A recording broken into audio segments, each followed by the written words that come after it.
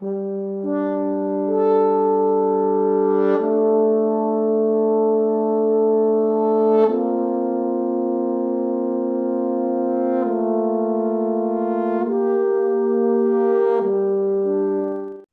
what's up, buddy? Hey Evan, how you doing, man? Good to see you. Oh, how are things? Things are great in, boy, in so many capacities, all the capacities. Great. I don't have a single problem other than first world problems. Yes, yeah, I hear that. Similar. And then it's hard to tell which problems are first world and maybe they're not so first world. I don't know. You know, who are you comparing them against? Who knows? And to compare problems is on a certain level irrational because one man's problems are another, his reality are his problems, even if they're first world problems, right? So it's tough to grade problems, I feel like, in people's lives. They're all real and they're all hard. That's right. Well, either way, I tell myself they're all first world problems, and so I'm healthy. I guess that's all that matters. I just read a cool quote with Steve Jobs, and something about health being the real wealth, and sunshine, and diet, and exercise, and friends, and I think I'm missing one more thing. Are like that's the real the doctors of life are right there for you, and I think rest. you're. I think you're right. Rest, yeah, rest and diet. Did you mention diet? Yeah, obviously that's a big one. Yeah, you hear these. You read these articles every once in a while. Someone who's like 100 years old, and maybe they're even still like with their partner of like 70 years, and it's like, how did you live such a fulfilling life for so long? And it's always those things. It's like gratitude, diet, rest, positivity, and friendship and love, right? Yeah. And family. Maybe gratitude. Some gratitude should probably be in there. If you can wake up every day and be grateful and go to bed grateful, I think you're in good shape. Yeah, I mean that's definitely the buzzword of the past few years, I would say, and I think it's an elusive thing, but I think that it's important, and I think that it takes, like everything else, that you know change takes time and practice, and it's like sometimes I feel like in our society, it's just like these kind of like silver bullet fixes. It's like just get up and list out 5 things you're grateful for every day. Yeah. Undoubtedly, that is helpful for sure. Yeah. Right. But I Just think drink a lot of water. A lot of yeah, water. That'll exactly. that'll definitely help. You know what I mean? So, but it time and it's a practice and a plan associated with that, and I think that sometimes maybe we're looking for those changes to happen like with more immediacy, and it's like the fine print is like on all these things is like it takes a long time to change yourself. It's a lot of hard work and it's a lot of dedication, and maybe strap on for the ride and don't look at the clock or the calendar. Yeah. Just feel it inside. And in a world where we're used to having immediate gratification around every corner of life, it's like when it comes to self-improvement there is no Yeah. immediacy. Yeah. That's right. That's right. And there really isn't a silver bullet. Um, although there is a silver bullet in one capacity for a lot of things, not all things. So it's not really a silver bullet, but art is a silver bullet in many a way. Uh, for well, so again, if it's not really a silver bullet, but it does solve a lot of problems, and that's why we're here today to chat a little bit about some of your background, and art and creativity and community and all the good stuff that we've worked on together, and some of the stuff we haven't. So why don't we? I would say kick it off, but why don't we continue with give a little bit about your background, and let's start with that. Yeah, I'll give you the cliff notes. Nobody wants to hear like a super long personal history or journey of anybody, I feel like, these days, but it's similar to a lot of people. I came out to Los Angeles from Boston right out of school, got involved with TV and film, and just I've been doing TV and film, mostly TV, and some branded stuff mixed in there. That's where obviously where you and I have worked together, where our paths crossed in the branded stuff. Yeah, I've been out here for a little over 20 years in Los Angeles, and yeah, mostly TV, but yeah, art and creativity. I think art is, art kind of brings people together, I think, and creativity and art, and in a world where there's so much diversity, and we're all trying to, be more inclusive and shine the light on different people and different ways of thinking and living. I think there is no better thing than art and, music, performing arts, fine arts, whatever. It kind of like levels. It's like, no, we are all literally 100% equal, and let's create together, make some cool statements about the world together. For sure, for sure. How have you done some of this through your experience of working with Red Bull, with Anheuser Busch?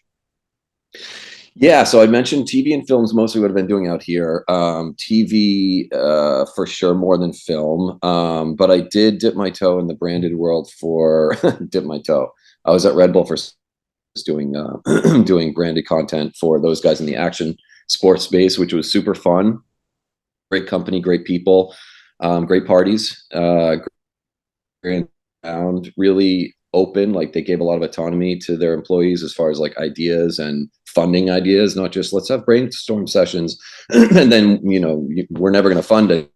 Things they actually put their money where their mouth was, and allowed us to kind of go out and do some pretty cool stuff in the action sports world for Red Bull. And then from there, I took a short job with Anheuser Busch. I was there for almost a year, also branded type stuff for those guys in the beer and alc space. So a little bit of a change, but still in the beverage space. And yeah, I mean, I think project that we worked on together through Beautify with the murals at Anheuser Busch. Really quickly, what we did is we found some local artists, and we worked with we partnered with Beautify, and we put up some real world murals in and around Los Angeles in neighborhoods that really could stand some color and brightening. And this was like in 2020, right? I mean, this was like COVID had just hit. I actually got hired in April of 2020. It was, my friends were kidding with me that I was probably one of the only people in the world who got hired and not laid off in the first half of 2020. A lot of people obviously lost their jobs there, but yeah, it was just the timing of that campaign, I think, was really good. COVID hit, people were down, people were, isolated. And the whole point of that campaign was, let's brighten up some of these street corners and neighborhoods and get people through colorful murals. And we had some artists come out and paint some really beautiful murals. And people came out and would have a conversation, with neighbors in front of these murals to talk about the murals, which would lead to more conversation and just led to more a sense of community and connection with these neighborhoods that, and obviously the pandemic really accelerated that isolation, and it was a successful campaign, I thought. Yeah, that was a lot of fun, actually. I always get pretty I always get pretty inspired when I see those types of like conversations between people that probably normally wouldn't have connected otherwise. And then there you are on the street, and you're watching people connect and one of the things that I've always found most exciting about the work that we do is to be able to make those connections happen and what's possible from there. Yeah, Um, exactly. And I mean, when I was out of a few of the murals, a few of the unveilings, I mean, you would have local people, just local people would come up to me and just and other people on our team and just thank us and say, this is amazing. Like, you have this piece of art is forcing us, or is forcing is the wrong word, but is almost giving us an excuse to come out and look at it and talk to our neighbors and connect. And it's basic stuff. It's, let's talk about the art, let's talk about the weather, let's talk about our communities. It's nothing too too heavy, you know what I mean? I mean, jump right into like the political conversation with your neighbor. Maybe not could go either way, right? I Maybe suppose. but you're talking about art and neighborhood and let's make things better. And yeah, people really really took to it. Yeah. How have you seen some of in your line of work, some of the ways that brands have connected to local communities? Obviously, doing these types of mural campaigns together is one of them. Have you seen any other ways that you found to be inspiring in your work? I think I mean, at Red Bull, it was really about hitting that. We all have unlimited human potential, kind of, and through action sports, obviously, you have these guys who are just chucking themselves off 50-foot cliffs and just doing these insane things and pushing their bodies and minds to the absolute edge and limit. literally, where, you know, one false move or one bad move could be the difference between life and death. For that brand, you know, it was really the you know, the consumers of that brand really derived a lot of value out of the personalities behind Red Bull, like the athletes, really, the athletes that we sponsored. So whenever we could get them and mix them up with like local populace, or, you know, obviously Red Bull is huge with events. So we would open up, do an event and bring in fans from the outside, and just to have the fans experience these athletes and talk with them as people, see the, you know, amazing things that they could do on an athletic field. That was really cool. It was another really kind of like connective point, I think, that really pulled people together, which was neat. Oh, awesome. Yeah. You know, there's a big conversation, I think, around now, and brands do seem to be trying to connect locally. And, you know, part of the way of thinking about that has always been this, well, what, you know, should brands be getting in the, you know, in the mix of local communities? And I believe the answer is absolutely yes, because there's a bit of a Robin Hood type opportunity for brands when they go to communities that need this, and they can, in a way, in a degree, you're investing in a community.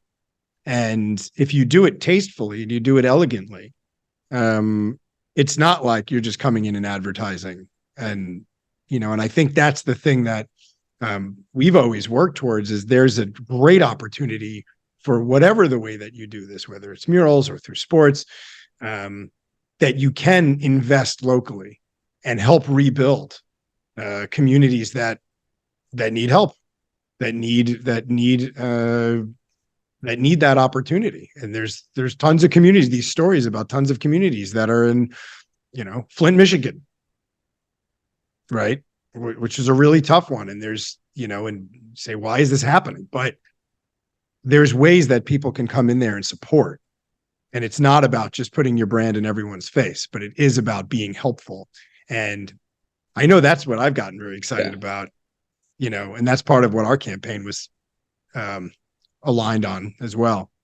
Yeah, no, agreed. There has to be some sort of action. There has to be some sort of boots on the ground action that is showing the consumer and really the world as a brand that you want to do more than just sell whatever you're trying to sell, you know. And I think that that's absolutely right. I mean, if a brand is just trying to sell stuff, and if everything they do is wrapped around the sales pitch, and consumers are smart, you know, I mean, people these days are privy to that. We're very sensitive to when brands are just trying to cram a sale down our throat. And I think a lot of people backlash against, you know, rail against that and just say, no, thank you, which is totally legit. So I think you're right. I think brands have had to become a little bit more creative. And I think a lot of them have. I think a lot of them have kind of stepped up to the challenge a little bit, and have put some cool campaigns in where you almost, you know, you almost don't really see the sale in the campaign at all. You know, I mean, obviously brands are trying to put their best foot forward and trying to show that they're helping the planet or helping people in some way or whatever. I mean, that's what they're going to do. But I think the brands that do it right, it was Patagonia that actually went and did a campaign. I think it was Patagonia, or was it the North Face? They went into like some of these Asian countries and went to some of their manufacturing plants. Do you remember this campaign? They went over there. I think it was Patagonia. They went over there and they kind of like, I might be getting this wrong, and maybe this isn't the forum for trying to guess what another brand did, but there was a good story though. There was some sort of backlash. There was some backlash against an outdoor brand, or maybe it was against the outdoor brand category around, you know, I mean, I don't want to say sweatshops, but essentially sweatshops, right, in developing nations or other or established nations like China. And then Patagonia I think it was Patagonia put a campaign where they went and they identified the problem, and they did something about it. They tried to fix it. Again, I don't know the details, but something like I think is really cool. It's taking like, what is the message the consumer's giving us? We're upset about these sweatshops, even if this is a, you know, a fictitious example. Let's go and do something about it. Let's shine the light, not hide. I guess that's really the thing. It's like, let's hear the consumer's concern, and then don't shy away from it, tackle it, tackle it head on and try to fix it and try to change it and try to hear what your consumer is telling you and then try to take the next step to try to take action to actually do something. I think that's the important piece. Right. You're leading with action in the things that you believe in. And a lot of times it's about the brand values, and when they can pursue action in a way that can help their brand, of course they need to survive to be able to even make those positive impacts, but they can go and make those changes. They can pursue activities like that to improve, say, what would normally be considered a sweatshop, and go and help create a better space. And that's part of the mission, in a sense. That is in essence, or at least part of their values, in what they're trying to build. And as they pursue that, it's almost like there's, in a sense, a nonprofit activities that are, or type activities that are, a byproduct of the business itself pursuing its end goal. Exactly. It's like all the brands that are jumping on the clean the ocean bandwagon right now, which don't get me wrong, I mean, it's a huge problem. We all know about the plastic pool in the middle of the Pacific or wherever it is, and how much plastic is just totally ruining our ocean, coral bleaching, all this stuff that's happening, which is like on a foundational root level to our entire ecosystem, super bad. I mean, it's like bees are dying. That's really bad. Corals are getting bleached. That's really bad. This is like low down on the food chain type stuff, all the way up to, and you're right. I think it's like, I was in the store the other day and I lost my water bottle at the gym or something, like a bonehead, and I need a new water bottle. So there's between two water bottles. They're both $50. One of them is cleaning the ocean with each one I buy, and one of them isn't. Well, which one did I buy? I bought the one that's gonna, have $25 or whatever it is, will go to some action, some initiative to help clean the ocean, because that's important to me. So it's like my decision. That got the sale in that moment, And I think that you're right. It's applying these almost nonprofit or traditionally nonprofit playgrounds to brands, or it's like the nonprofit and brands don't mix because we need to make money, but let's show the world that like we want to make the world a better place by taking some of these initiatives on and really like bolstering our brand and creating more value in the consumer. Well, in the case of sweatshops, it is not even about like, it's funny. It's really about like how we believe things need to be done. Right. It's like, let's pretend, let's remove the word nonprofit just for a second to say, like, we're a brand, we have a certain set of values, and we believe things need to be done like this. So we're going to pursue that in pursuing our business. We're going to pursue the how. It's not just about getting as much off the assembly line as fast as possible. Right. It's about how it's getting done. And there's stories there to tell as well. That in of itself is worth sharing. That little bit of change that you're able to make in that person's life, for example, or in that small community, that is worth sharing. And that's a story, and that is brand image and can be part of the brand values. Definitely. Yeah. Definitely. So I think, what do you see as what's possible when we're talking about connecting brands to communities? We're talking about the overlap of marketing and art and connectivity. Where do you see all of this come together, and what's possible? I mean, one thing that pops to mind is urban reimagining. I think like cities, I mean, obviously, we talk about infrastructure in this country and it needs a lot of work, right? It needs a lot of from the crumbling bridges in city A to the massive amount of money that every city's leaving on the table by not investing in stuff like solar, and alternative energy source as just one vertical that they should be, electricity should be everywhere, in my opinion, and it's getting better. But I think that's an area brands are starting to do this now, but I think that's an area that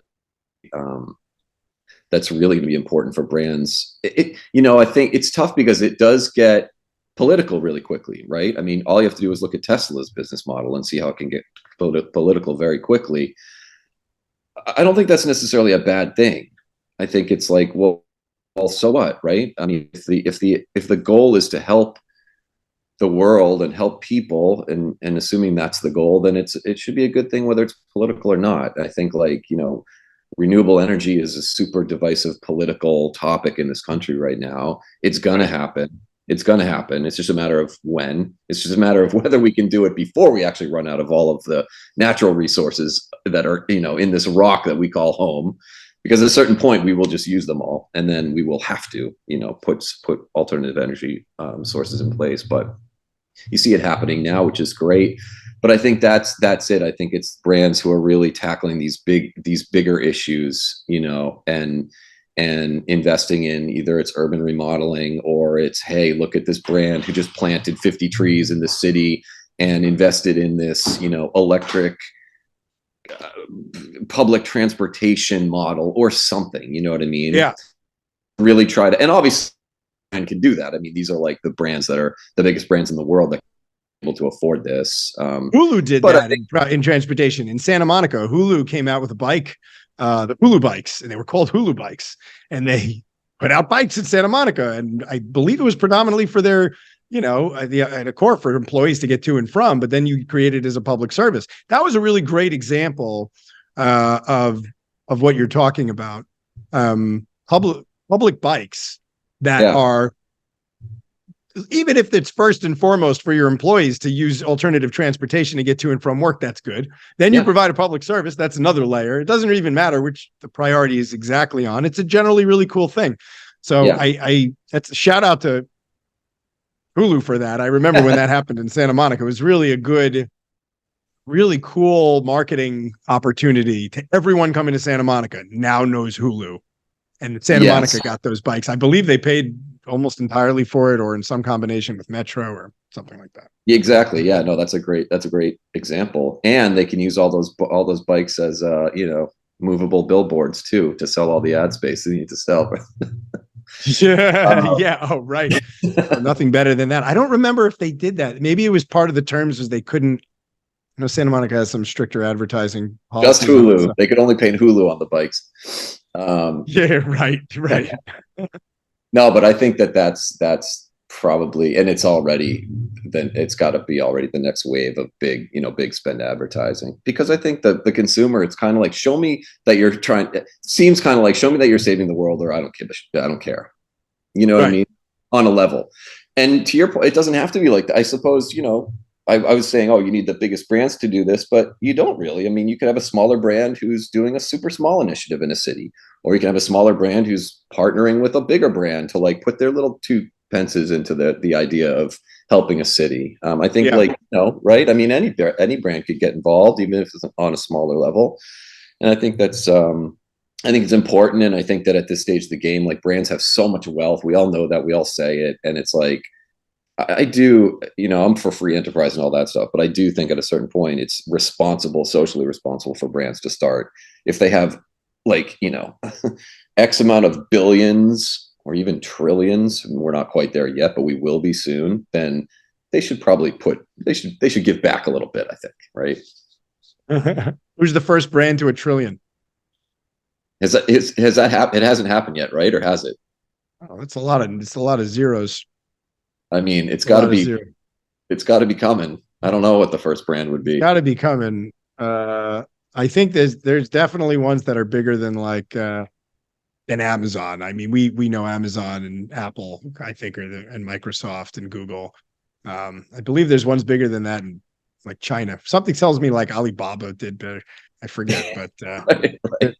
Someone who owns like all the other ones, Tencent. I don't know. Yeah.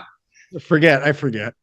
I'm sure there's bigger players though. There are bigger players. Players. I'm sure we'll all be getting a news ping on our phones within the next, few years saying the first $1 trillion company is out there somewhere. Right. And if maybe we're wrong, maybe there is a $1 trillion company. If I had the lookup person here to do the lookup, be like, hey, can you tell us if there's a $1 trillion company?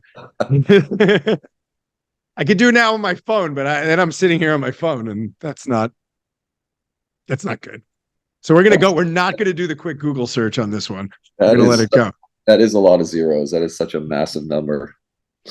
Yeah, someone who's listening can confirm this in the comments. How's that? Yeah, yeah, exactly. Exactly. Um, so uh final kind of thoughts around all this stuff and how it relates to you personally in your line of work and what you do. What what inspires you to get up and create ultimately? Yeah, I mean, I think in my line of work now, I'm back doing producing true crime television, true crime cable television, which I love. And I think for me, it's really just about, it sounds cliche and it sounds trite, but it really is about telling a good story. And I get up every day and do that, and I really like that work. And I there are ways to bring people together just to kind of go full circle into our conversation through a good story, whether it's a half-hour scripted sitcom, or whether it's a 2 hour long, really violent true crime documentary.